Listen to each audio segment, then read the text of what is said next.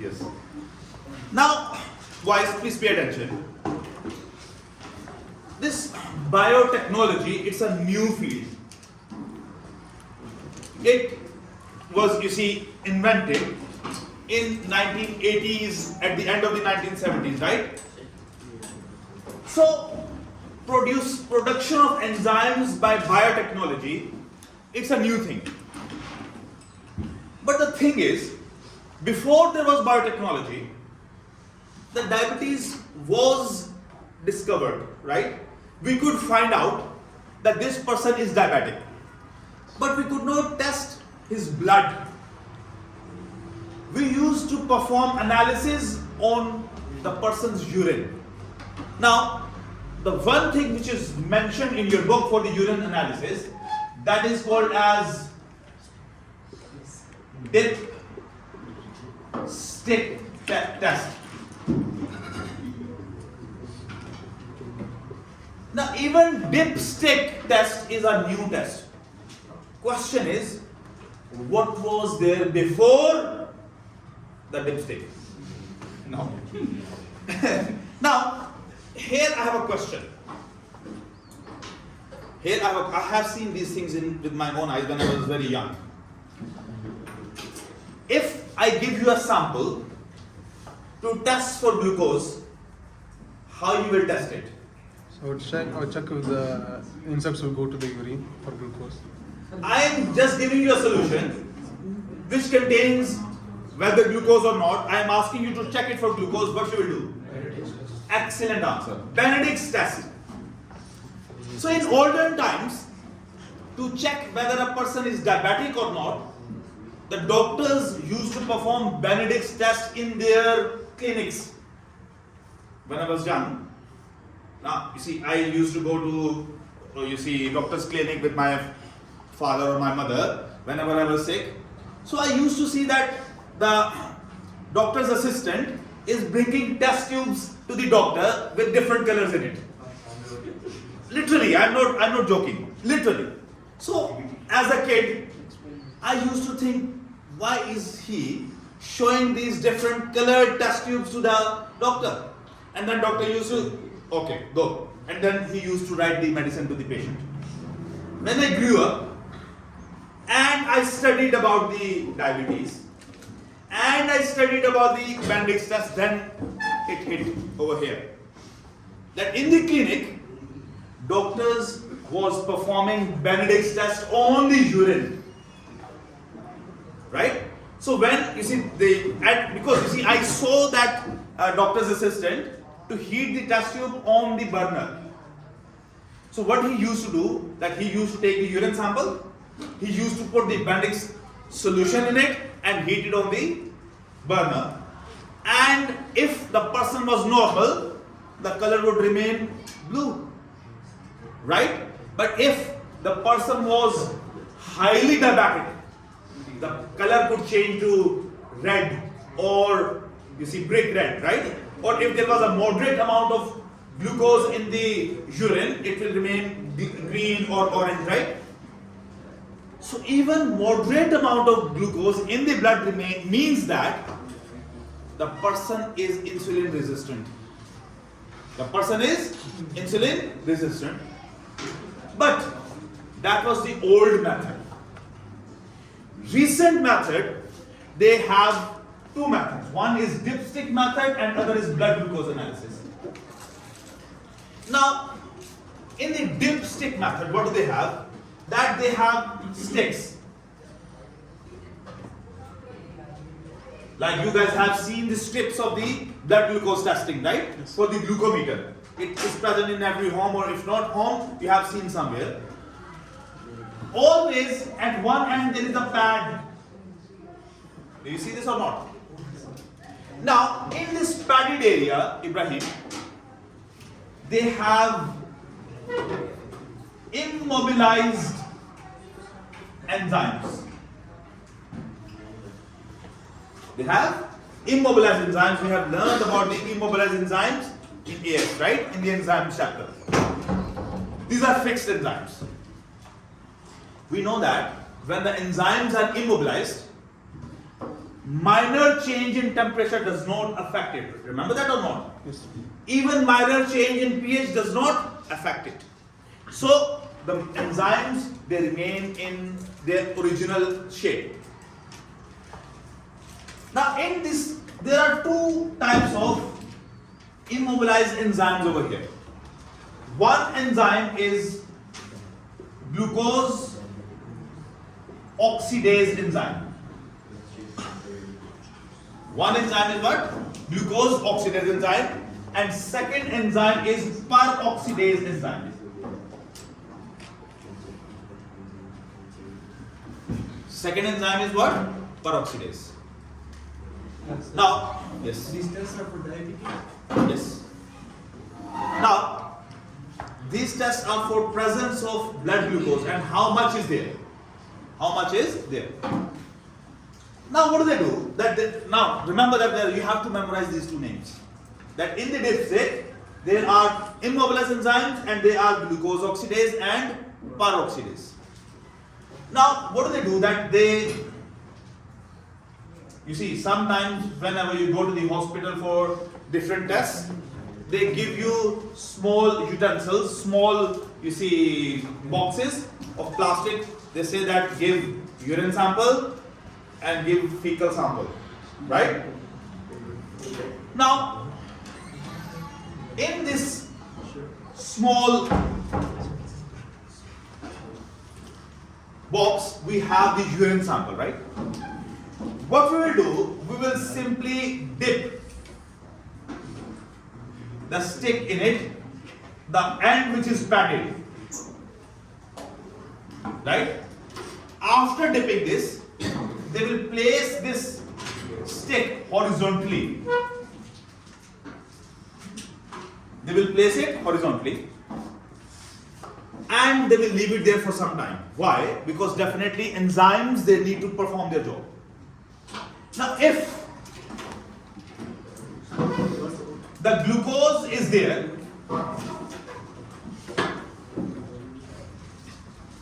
if the glucose is present in the urine sample, then what will happen? The glucose, it will be broken down into gluconic acid and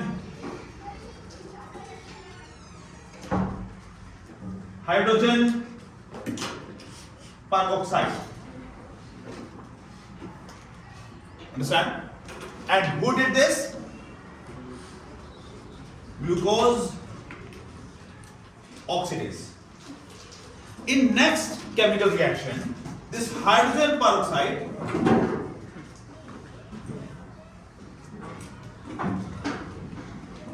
it will be broken down by peroxidase into what? Water and oxygen. Now please pay attention. In this dipstick, other than these two enzymes, they have a third thing as well.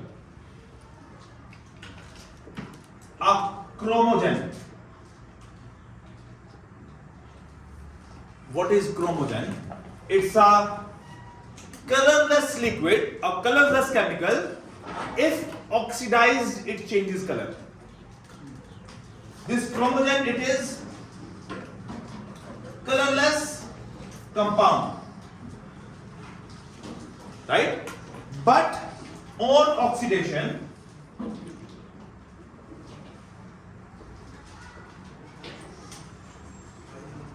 can change color. So it's an enzyme? No, it's not an enzyme. That's why I wrote chromogen, not ase. Now this oxygen which is released over here, it will oxidize the chromogen. And from the colorless, it will change to some color.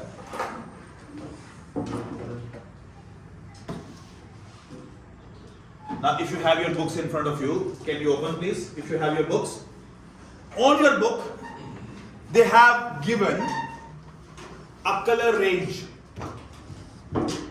If the color does not change, then what is there? There is no glucose present in the urine, right? But if the color changes, anyone has the book?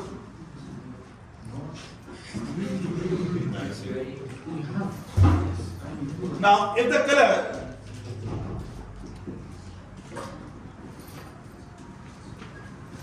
look here, this over here, they have shown different range of colors, right? Now, if the color is, you see, very light greenish color, it's 0. As the color starts becoming darker, it is showing how much concentration of glucose is there. How much concentration of glucose is there.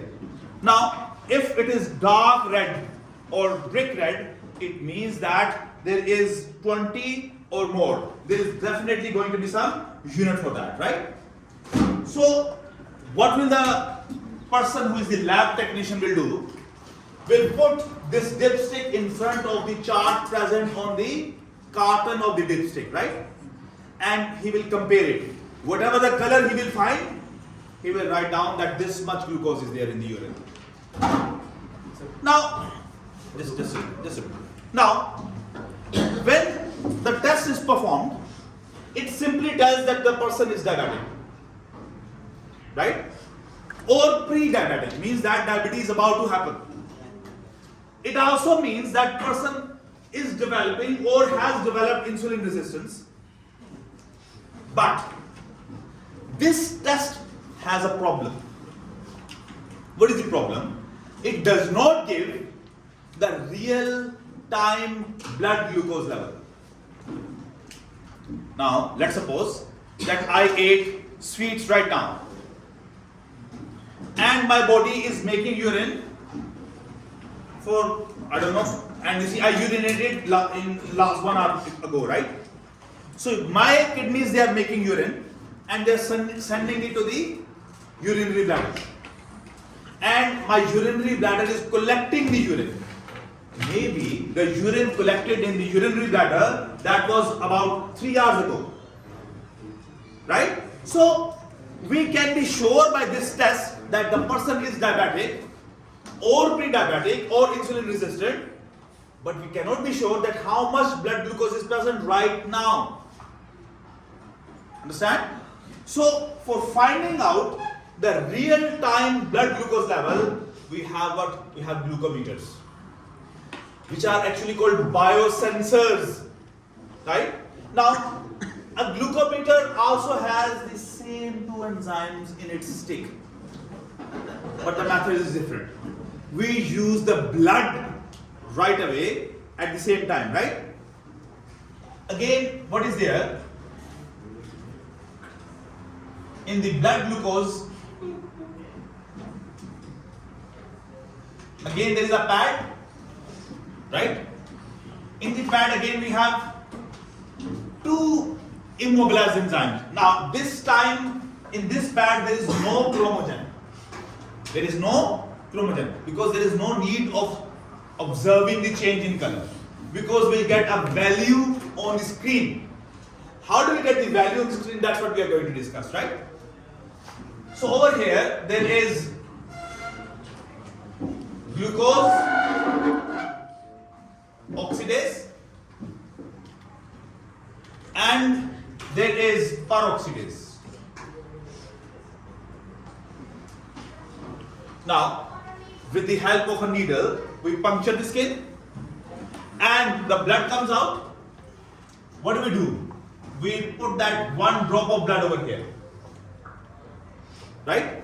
Now, if there is blood glucose in the blood, right?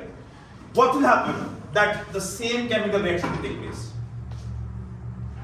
But here, what will happen? The glucose will be broken down into gluconic acid plus hydrogen peroxide. I'm writing H2O to save some space, right? Then hydrogen peroxide, it will be broken down by what? By peroxidase into what? Water and oxygen. Right?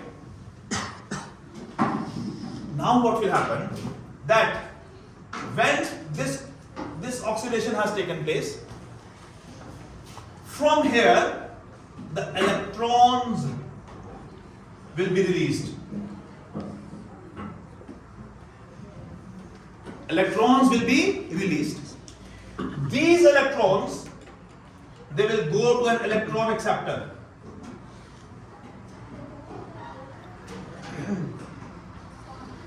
They will go to an electron acceptor. And you guys know what is the definition of electricity? Flow of electrons. So when the electrons will go into the electron acceptor, right, they will start flowing as what? As current, and there will be an amplifier. This amplifier is not of the sound.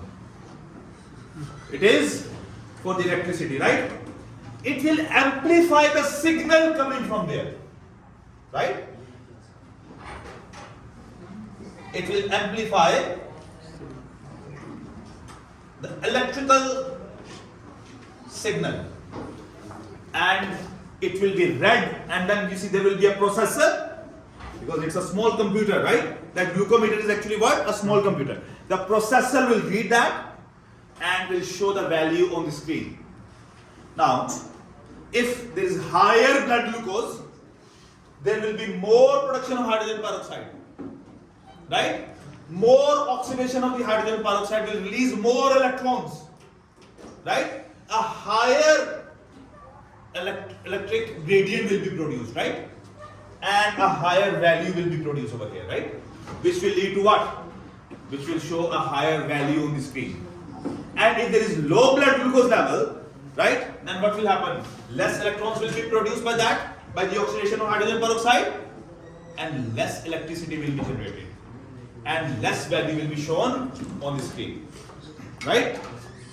So the blood glucose, which we detect by the glucometer, gives us the real time value of the blood glucose. Yes. How will it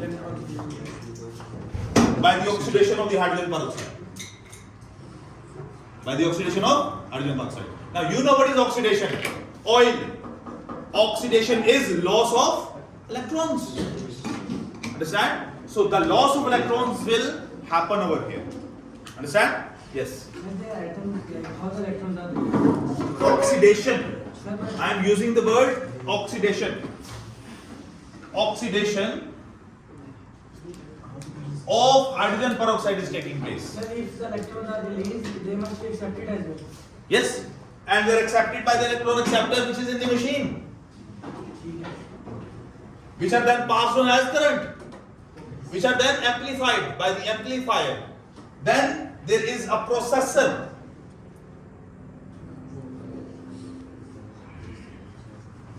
Right? Which will, you see, what do we say, that interpret that signal into a number. Got it?